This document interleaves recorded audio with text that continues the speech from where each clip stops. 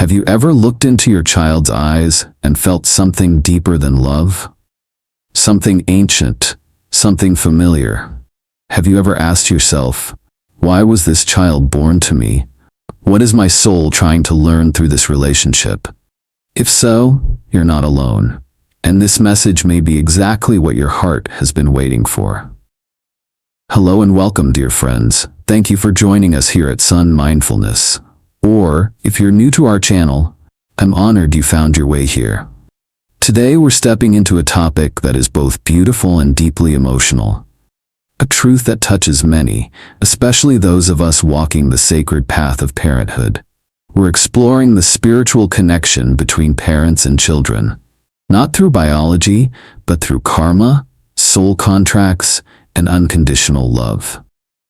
Many parents silently carry questions that feel too heavy to ask. Why is my relationship with my child so hard? What did I do wrong? Why does it hurt even when I love them so much? But what if the struggle itself is sacred? What if your child is not just someone you're raising, but a soul you've known before? A soul returning to walk beside you, not by accident, but by karmic design. At Son.Mindfulness, we believe every life experience holds a spiritual lesson. We explore how to turn pain into presence, how to understand karma without fear, how to walk with our children not as owners, but as fellow souls on a journey of awakening. If you feel called to these themes, healing, growth, self-discovery, then you're in the right place. Please subscribe to our channel so you don't miss the soul-nourishing stories we share. And if this topic stirs something in your heart, I invite you to share your thoughts in the comments below. Your story matters here. Your voice may help someone else feel seen. Before we begin, I wish you health, I wish you peace, I wish you joy and all the good karma your soul is ready to receive. So stay with us, because what comes next may change the way you see your child, your love, and your own soul, forever. Let's begin. Your child is your karma, a story of healing, remembrance, and love that transcends lifetimes. Part 2. Understanding karma. What it really means. Have you ever wondered why certain things keep happening in your life? Why you meet the same kind of people? Why some challenges repeat, no matter how far you run? The answer might lie in a word many fear, yet few understand. Karma. For many, karma sounds like punishment, a kind of cosmic revenge, a belief that something bad is coming to you because you did something wrong. But karma is not about blame. It's not about being good or bad. And it's certainly not about some invisible force punishing you. Karma is simply this: action and reaction. Cause and effect. You plant a seed. One day it bears fruit. You send out energy. One day that energy returns. This is not superstition, it's spiritual law. Karma is the soul's way of learning. It doesn't punish, it teaches. It doesn't curse, it corrects. Just like a school teacher gives you lessons to grow your mind. Karma gives you life experiences to grow your soul. The beautiful part? Karma isn't fixed. It flows, and it flows with your choices, your awareness, your willingness to face life with open eyes and an open heart. Let me tell you a story. The great Buddhist general King Ashoka, once a conqueror, was haunted by guilt. He had destroyed entire cities. Thousands died by his orders. But one day, he stood in a field of ashes and heard a child's cry. Not a real one, but a sound in his heart. A voice of a soul from the past. He dropped his sword. He chose peace. From that moment on, he spent the rest of his life building schools, hospitals, and spreading love. Was that his karma punishing him? Or was that karma giving him a chance to awaken? You see, karma doesn't want to hurt you. It wants to free you. It brings back the lessons you didn't finish, the promises you broke, the people you hurt or helped in ways you may not even remember. Sometimes karma comes back as a stranger in need, sometimes as your own child, and sometimes as silence that forces you to hear your own soul. Have you ever paused in the middle of a painful moment and thought, maybe this isn't happening to me but for me? That moment right there, that's karma working with love. That's when your soul starts waking up. It starts seeing life not as chaos, but as a mirror. A map, a journey. And if karma is the map, then love is the compass. When we meet our karma with fear, it binds us. When we meet it with love, it transforms us. That's why karma is not the enemy. It's the unspoken friend that shows up when you're ready to grow. So the next time something difficult enters your life, try asking this: what is this trying to teach my soul? That single question can change your entire path. It can take karma from burden to blessing. And once you begin to see karma this way, you'll start noticing that your most powerful karmic lessons don't come from enemies or strangers. They come from those closest to you, the ones you live with, the ones you love, the ones who call you mom or dad. And that, dear soul, leads us to the next part of this journey. Why this child? The soul's return. Let's explore how karma chooses the souls we call our children next. Part 3. Why this child? The soul's return. Out of all the souls in the universe, why did this one become your child? Why not another? Why this soul, this face, this personality, this timing? Was it luck, randomness, or is there a deeper spiritual plan unfolding behind the scenes? In the language of the soul, nothing is random. Every meeting carries meaning. Every connection serves a purpose, especially the ones closest to your heart, like your children. Paramhansa Yogananda once said, "The souls in your family have walked with you before." Let that sink in. Your child may not be new to your story. They may be returning from another lifetime, returning to finish a lesson, to heal a wound, to return love that was once given, or to help you grow through challenge. Have you ever looked into your child's eyes and felt something ancient, as if you've known them before? That feeling isn't just emotion. It's soul memory. It's your karma remembering itself. In Buddhist and Hindu teachings, this is called a karmic soul bond. It's when two souls agree long before birth to walk together again. Not because they must, but because they choose to. They choose love. They choose healing. They choose another chance. Let me tell you a story. The Dalai Lama, when asked how he finds the next incarnation of a spiritual master, said this: "The soul leaves signs. It remembers." One child will show a special connection. He might pick up the former lama's items without being told. She may speak of places she's never seen, yet remembers in detail. This is how karma and soul memory work across lifetimes. It's not superstition. It's continuity. So ask yourself, what if your child has known you before? What if you were once their parent or their child? What if in another life they saved you or hurt you? What if this lifetime is your chance to rewrite the story? To forgive, to complete the bond with love? Children don't just come to us by chance. They are drawn by resonance. Your souls remember each other. Even if your personalities clash, even if the relationship feels hard, even if it doesn't look perfect on the outside, the connection is real. Spiritual teacher Ram Dass once said, "If you think you're enlightened, go spend a week with your family." Why? Because family, especially children, bring back your deepest karmic material. They awaken what you haven't healed. And the most direct form of karma always shows up in the home. So when you ask, why this child? The answer may be, because your soul needed them. And theirs needed you.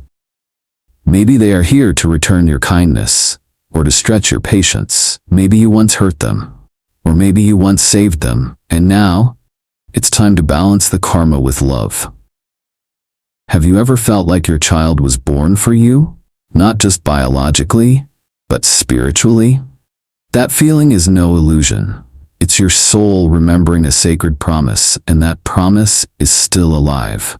So next time your child challenges you, or surprises you with their wisdom, or touches your heart in ways words cannot explain, remember this: they didn't just enter your life, they entered your karma, they entered your soul's journey, and you entered theirs.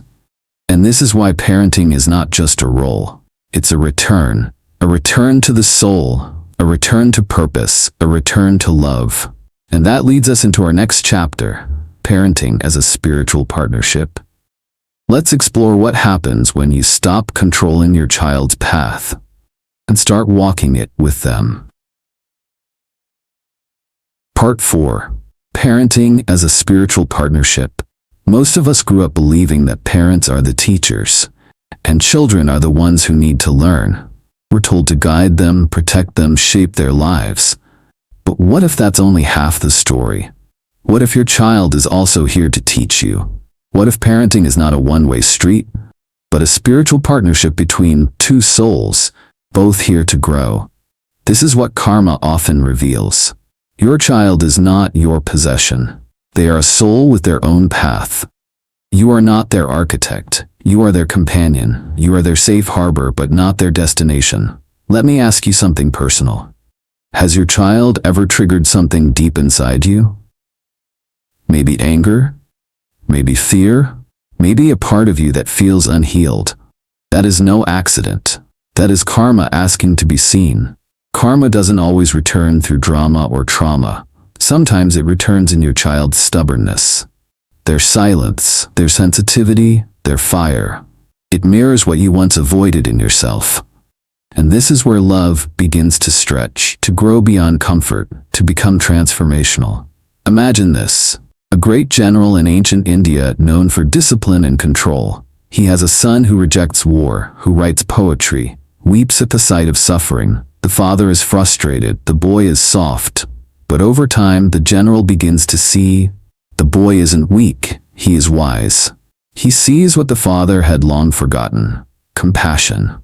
That boy became his teacher, not in rank, but in soul. Have you ever learned patience from your child? Forgiveness? Presence?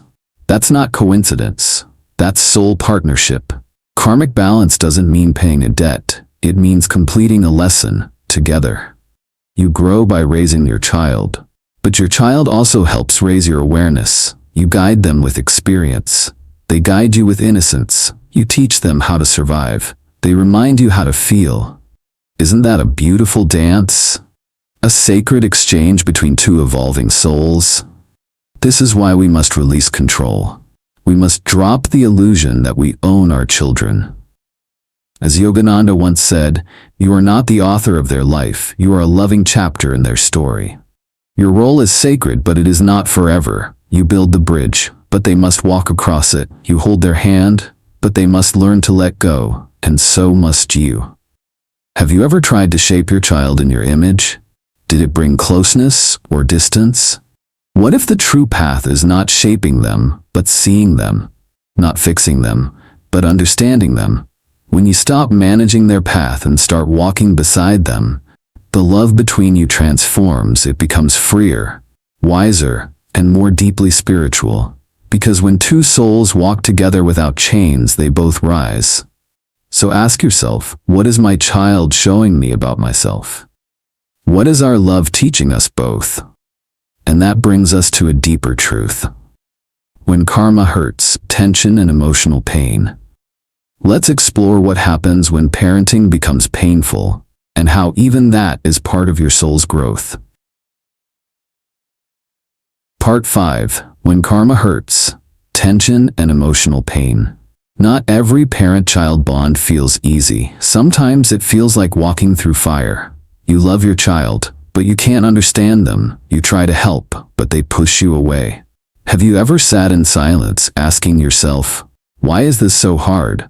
Why does my child make me feel like this? If you have, you're not alone. And you're not a bad parent. You are simply face to face with karma. Karma is not always gentle. Sometimes it's sharp.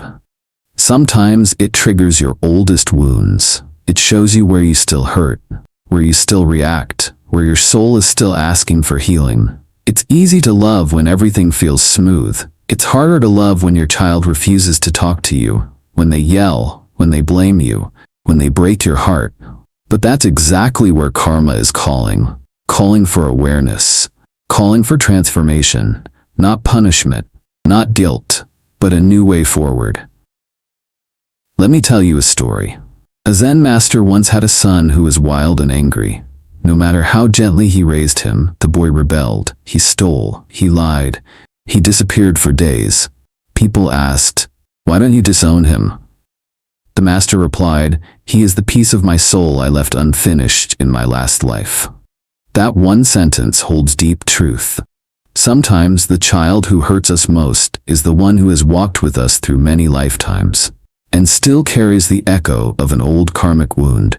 Have you ever felt like your child was punishing you? Maybe the pain runs deeper than this life. Maybe your souls are trying to untangle something ancient.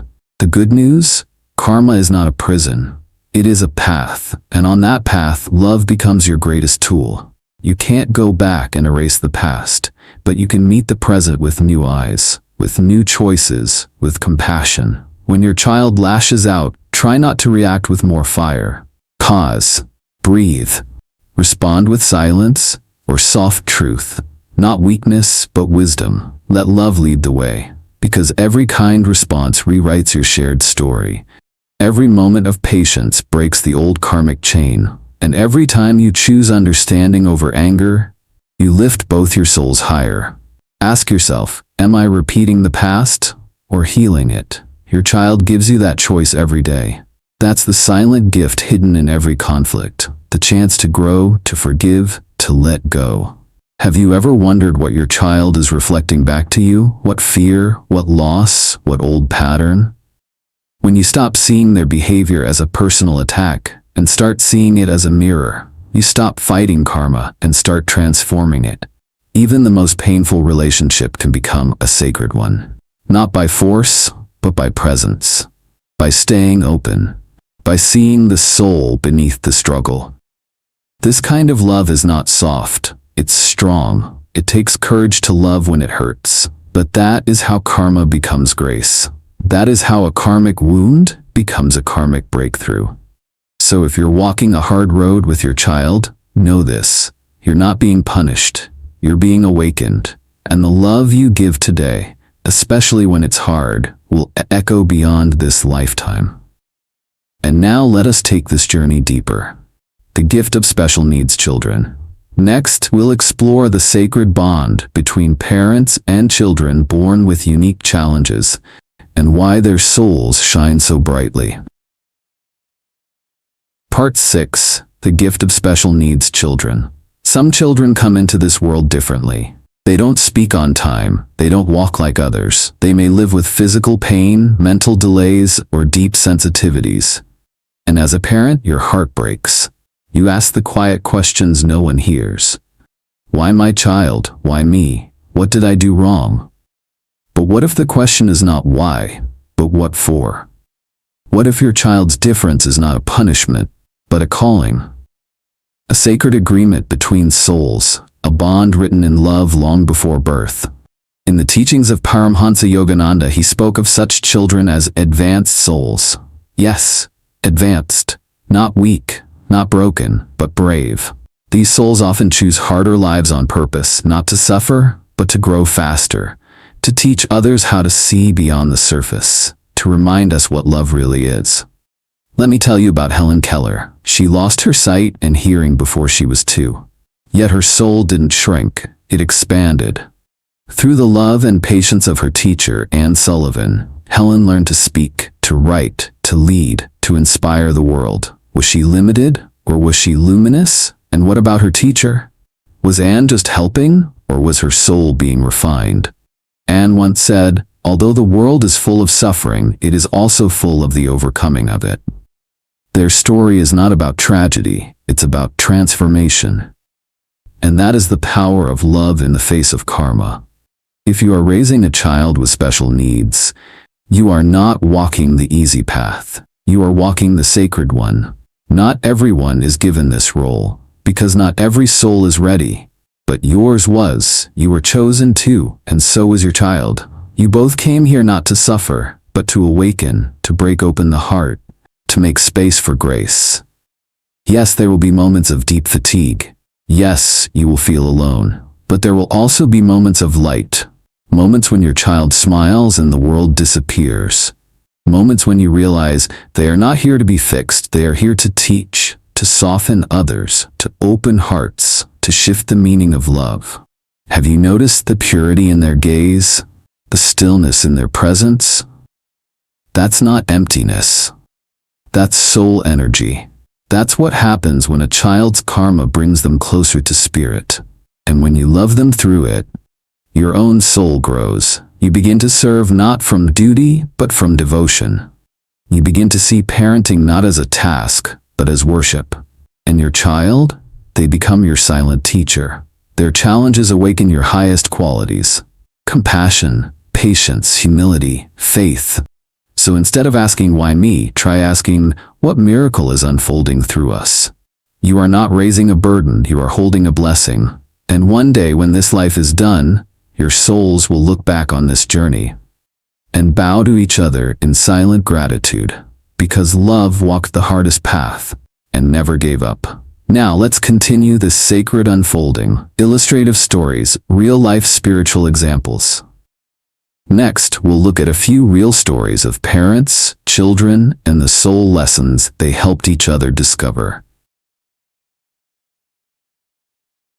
Part 7. Illustrative stories, real-life spiritual examples. Sometimes truth touches us deeper through a story, because in stories we see ourselves, we see our love, our struggle, our karma. So let me share with you a few real stories. Each one speaks not just of parenting, but of souls growing together. Story 1. The Warrior and the Healer. General Tenzin was a fierce commander in ancient Tibet, respected, feared, unbreakable. He conquered with precision, never hesitating, but his only son was born blind. Tenzin was devastated. His karma whispered, "This child is your undoing." But over time, something shifted. The general watched his blind son sit by the lotus pond, listening to the wind, speaking softly to animals, guiding others with peace, not commands. One day the boy said, "Father, you see everything outside, but nothing inside." That broke the warrior's heart open. He dropped the sword within. Through his child, the general remembered softness. The son didn't learn to fight, the father learned to feel. Their love healed generations of karmic fire. Story 2. The Prime Minister's Silence. In Victorian England, a powerful politician had one daughter. She was beautiful, brilliant, and mute. He tried every doctor, nothing changed. She remained silent, but at night she would write poems and leave them at his bedside. One read, "Father, I hear the weight in your voice, but will you ever hear the silence in mine?" That line broke him. He had built empires but ignored his own soul. Through his daughter's silence, he discovered quiet love. Not loud, not showy, but eternal. This karmic bond didn't speak in words, it spoke in truth. Story 3. The Monk's Wild Child. A revered Buddhist monk once adopted a troubled orphan. The boy stole, lied, and tested every limit. Disciples judged the monk. "Why do you keep him?" The monk smiled and replied, "He is the one who will truly awaken me." And he did. One night the boy wept. "I'm angry because no one ever stayed." The monk held him and said, "Then let karma end with me." The boy became a monk. The pain became peace. Their souls met across lifetimes and healed in silence. Story 4. The American Veteran and His Son. A retired U.S. Marine raised his boy with discipline. The child hated rules. He grew angry. They clashed for years. But one day, after a health scare, the son sat beside him. He said softly, "I was never rebelling against you. I was fighting for the space to be myself." The father broke down. He realized he was raising his son the way he was raised.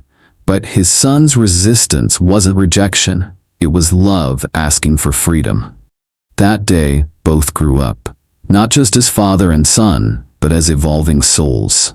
These stories are not just about parenting, they're about healing karma with love. Seeing your child not as an extension of you, but as a soul returning for resolution. Some children return to bless, others to test, but all return to teach. Ask yourself, what is my child's story teaching me? What part of my soul are they helping me uncover? Because parenting is never just about guiding, it's about growing together. And now that we've felt these stories in our hearts, let's explore how to transform karma, not just endure it. Part 8. Transforming Karma, the Power of Right Action. In the next section, we'll see how choice, awareness, and compassion can rewrite even the oldest karmic story. Part 8. Transforming Karma. The Power of Right Action. Karma isn't a life sentence. It's a life lesson. And lessons can change when we change how we respond. So the real question is not, what did I do in the past? The real question is, what will I do now? Because this moment, right here, is more powerful than any past mistake. You can't undo your past, but you can rewrite its impact with one conscious choice. That's the power of right action. Not perfect action. Not dramatic action. Just the simple act of choosing love when fear wants to speak. Choosing compassion when anger rises. Choosing silence when judgment tries to take over.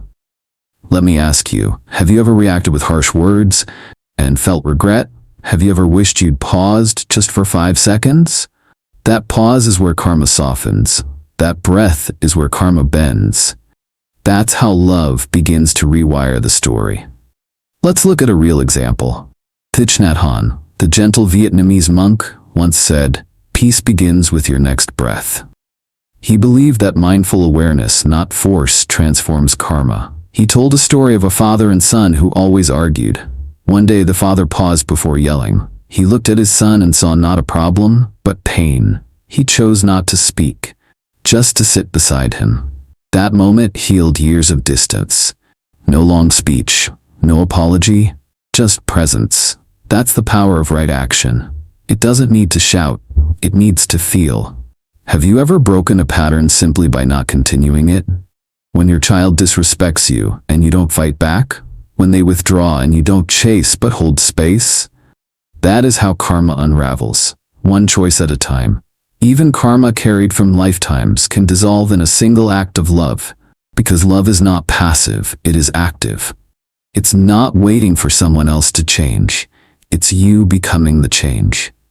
Ask yourself, how can I respond differently today? What does love look like in this moment? What would my soul want me to choose? And then, choose it. Even if it's hard, even if your voice shakes, even if you don't know the outcome.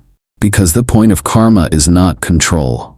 It's awakening. Awakening to the kind of person, parent, and soul you're becoming. Awakening to the fact that your children are not here to complete your plan. They are here to help you complete your spirit. And in every choice you make, you shape your next life, not just theirs. Let karma be your mirror. Let your soul be your guide. Let love be your language. And then walk forward, not in fear, but in quiet courage. Because the moment you begin choosing differently, you become the bridge between the past and a new future. And that future, it starts now. And with that, dear soul, we arrive at our final chapter. Conclusion. Beyond karma, toward liberation. Let's reflect together on what it all truly means and how love can set your soul free. Conclusion. Beyond karma, toward liberation. You've come a long way on this journey, and I want to say thank you for walking it with me. We've explored what karma truly means, not as punishment, but as love in motion. We've seen that your children are not accidents. They are souls you've known before, souls chosen with care, bound by deep karmic ties, sometimes to bless, sometimes to test, always to teach. We've uncovered how your child can reflect your own inner wounds, and how parenting becomes a mirror of the soul. You've met pain not as failure, but as transformation. You've witnessed love not as control, but as surrender. Through stories, teachings, and real-life moments, you've touched the sacred rhythm of karma unfolding in daily life. Now I ask you gently, what did this message awaken in you? What part of your own soul feels seen? What lessons will you now carry forward into your own family, into your relationships, into your next quiet moment with your child? Remember this, karma is not your enemy. It is your greatest teacher. It is a chance to grow, not to suffer. Your soul came into this life with purpose, and your children came with you for a reason. They are not just your responsibility. They are your partners in awakening. And love, it's the language of liberation. Love is how karma dissolves. Love is how your soul expands. So today, take one conscious breath. Choose one loving response. Say one kind word to your child. And just like that, karma begins to shift. Your story begins to rewrite itself. And both your souls rise together. Have you seen your child differently after reading this? Have you seen yourself with more compassion? What part of your story do you want to transform? I'd love to hear from you in the comments, because your journey matters, your voice matters, and your love matters. Thank you for spending this time with me. If this message touched your heart, please subscribe to Son.Mindfulness for more soul-nourishing reflections like this. And if you feel inspired, share this video with someone you love. You never know who might need this message today. Please leave a comment below. What was your biggest realization from this journey? Your words might inspire someone else. Until we meet again, may your karma soften, may your soul expand, may your children feel your light, and may your love carry you home. Stay healthy, stay peaceful, stay open, and may good fortune always walk beside you. With deep gratitude from my heart to yours, thank you.